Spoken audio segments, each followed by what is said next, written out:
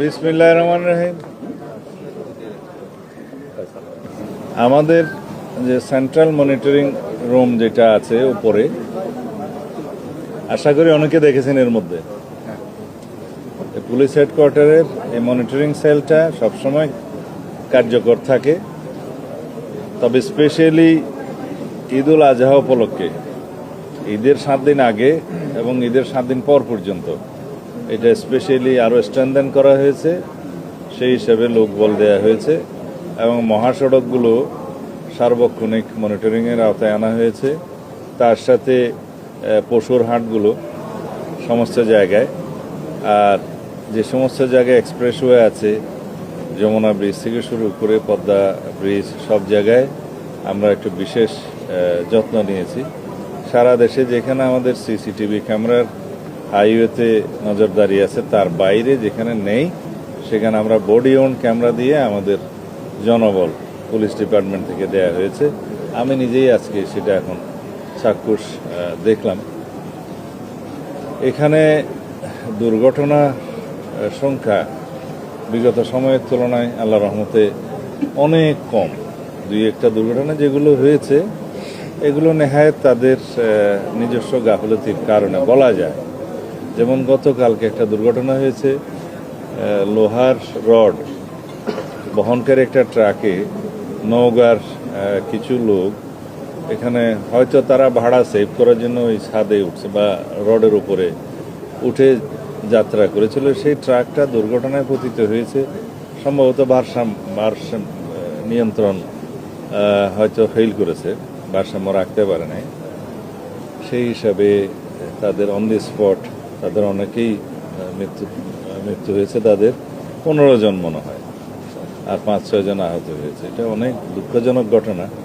যদি যাত্রীরা নিজেরা সচেতন থাকে তাহলে এই দুর্ঘটনা এড়ানো সম্ভব।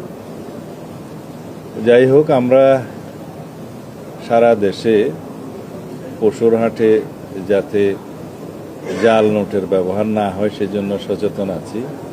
জাল নোট শনাক্তকারী অনেকগুলো মেশিন সেখানে আমাদের পক্ষ থেকে দেয়া হয়েছে, আর ব্যাংকের তরফ থেকেও দেওয়া হয়েছে। সেটা বাংলাদেশ ব্যাংক ব্যবস্থা করেছে।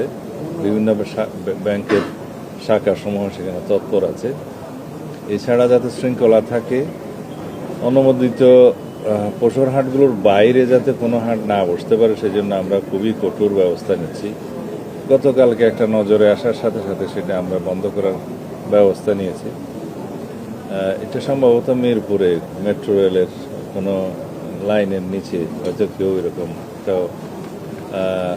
নিতে চেয়েছিল সুযোগ, সেটা সাথে সাথে বন্ধ করে দেওয়া হয়েছে।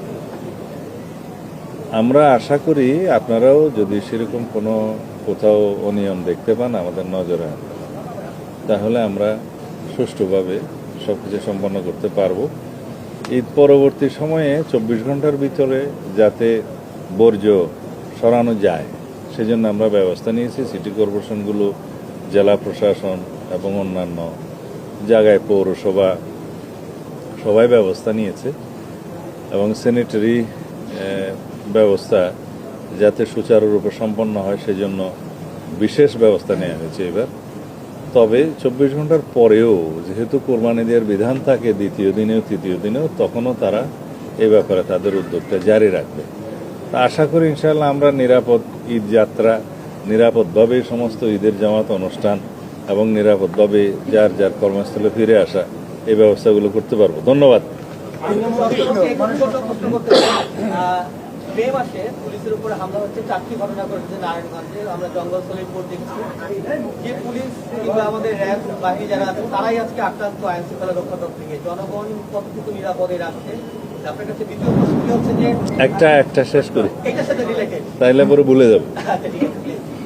জঙ্গল সলিমপুর সহ অন্যান্য জায়গায় যেখানে র্যাবের উপরে এবং পুলিশ বাহিনীর উপরে আক্রমণ হয়েছে, সেটা আপনাদের মতো আমরা খুব গভীরভাবে দেখেছি এবং এর উপরে আমরা অ্যাকশন নিচ্ছি।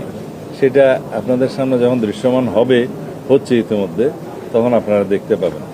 আমরা এটা এই জন্যেই এটা অনুমান করতে পারি, দীর্ঘ 17 বছর দেশে কোনো আইনের শাসন ছিল না, দুর্বৃত্তায়নের একটা মহামারী ছিল। তারা মনে করেছে জঙ্গল সলিমপুর আমরা যেভাবে একটা রাষ্ট্রের ভিতরে রাষ্ট্র হতে দেখেছি, সেটাকে যখন আমরা আইন শৃঙ্খলা রক্ষাকারী বাহিনীর নিয়ন্ত্রণে আনতে পারলাম, ওখানে একটা যৌথ অভিযান চলেছে, অনেক অস্ত্র উদ্ধার হয়েছে, অনেক দাগি আসামি গ্রেফতার হয়েছে।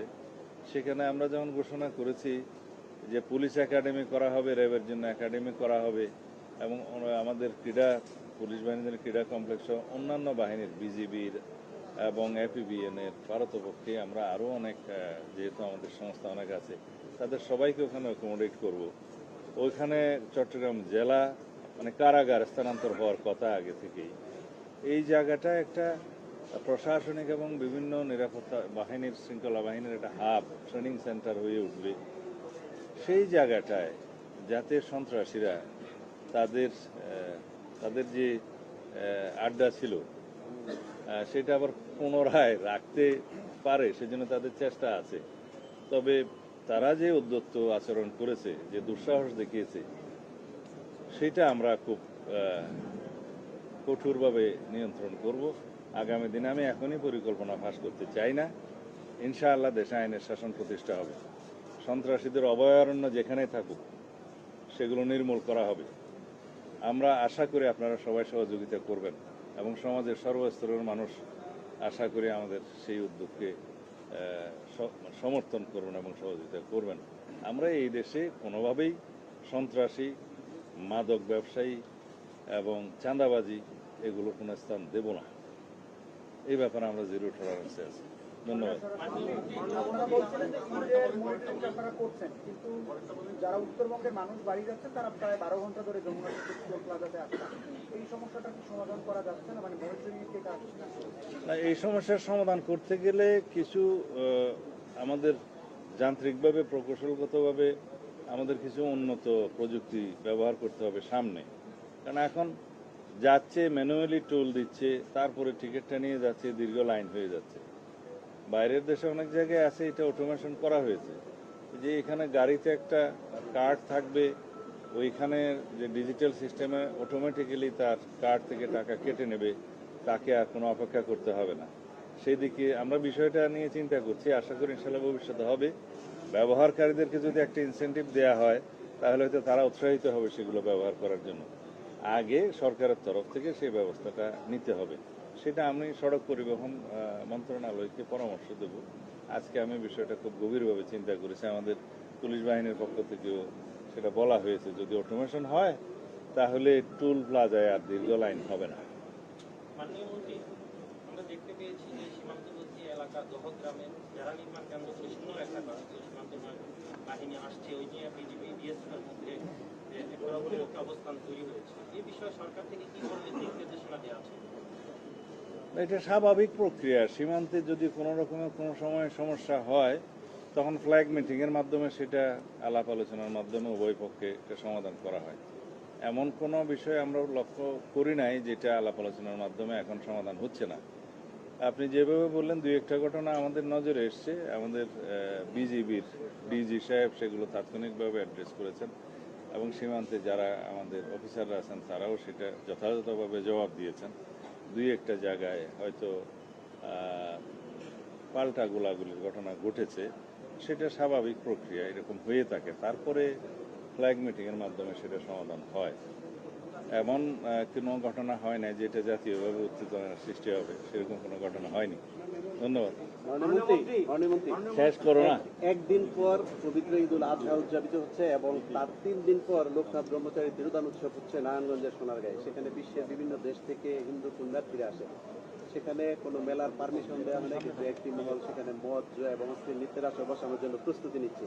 এখানে যেহেতু বিভিন্ন দেশের পুণ্যার্থীরা আসে, সেই বিষয়ে আপনাদের কোনো নির্দেশনা আছে কিনা, বা সেখানে এগুলো রোধ করতে কোনো উদ্যোগ নেওয়া হবে?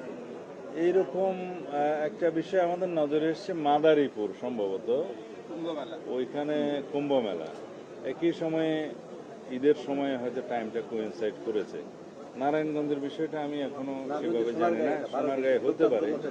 কিন্তু আমাদের এই দেশে, সাম্প্রদায়িক সম্প্রীতির দেশে, আমরা সবারই ধর্মচর্চার স্বাধীনতাকে অক্ষুণ্ণ রাখার জন্য অবশ্যই আমাদের যথাযথ পদক্ষেপ নেব এবং জেলা প্রশাসন এবং পুলিশ প্রশাসনকে আমরা অনুরোধ করছি তারা যথাযথ ব্যবস্থা নেবে যাতে স্ব ধর্মাবলম্বী তারা নিজেদের ধর্মীয় কালচার অনুসারে তারা নিরাপদে তাদের সমস্ত আচার অনুষ্ঠান, ধর্মীয় আচার অনুষ্ঠান পালন করতে পারে। আশা করি কোনো সমস্যা হবে না। মাননীয় মন্ত্রী, শেষ প্রশ্ন। সাভারের মতো জায়গায় 96টা সিসি ক্যামেরা স্থাপন করে মাদক ব্যবসা চালানো হচ্ছে পুলিশের সামনেই। দীর্ঘদিন থেকেই মাদক ব্যবসা চলে আসে। গত কয়েকদিন আগে আমাদের দেশ টিভির এক রিপোর্টার ওখানে নিউজ করতে গিয়ে আহত হয়েছেন এবং ওখানে আরো 2-1 জন আহত হয়েছেন। প্রকাশ্যেই পুলিশের এভাবে ক্যামেরা বসিয়ে মাদক ব্যবসা নিয়ন্ত্রণ, এই বিষয়টা আপনারা কিভাবে দেখছেন এবং পদক্ষেপগুলো কি কি হবে? আপনার রিপোর্ট এবং তথ্যটা দেন, আমি এখনই ব্যবস্থা নেব। কোথায় আইজি সাহেবকে দেন, আমরা এখনই ব্যবস্থা নেব। তথ্য রিপোর্টটা দেন, আমরা এখনই ব্যবস্থা নেব। না, আমি বলছি যে তথ্যটা দেন, আমরা 24 ঘন্টার ভিতরে ব্যবস্থা নেব। আইজি সাহেব এখনই আছে, আমি ওনাকে নিতে আপনি দেন। পুলিশের কাছে সবকিছুই আছে। 3 জন পুলিশকে গতকালকে ক্লোজ করা হয়েছে, সেখানে উদ্ধার করেছে সাংবাদিকদের আহত অবস্থায়। ঠিক আছে, তারপর আমি একটু স্পেসিফিক রিপোর্টটা পেলে আমার জন্য সুবিধা হবে। একটু দেন, সবকিছু করা হবে। বিগত 3 মাসে যেখানে যা হেনিয়াস ক্রাইম হয়েছে বা কিছু হয়েছে, সেগুলো আমরা সময় মতো সবকিছু পদক্ষেপ নিয়েছি। আশা করি সেটা আপনাদের নজরে আছে, এটাও করা হবে ইনশাআল্লাহ।